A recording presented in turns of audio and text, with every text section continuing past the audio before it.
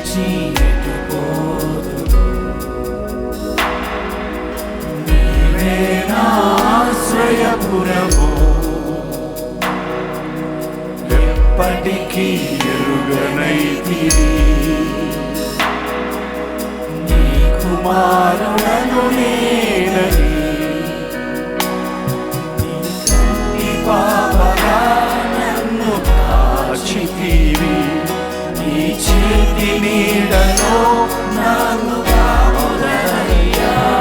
నీ కంటి పాపగా నన్ను కాచితివి. నీ చేతి నీడలో నాకు కాపుదయ్యా.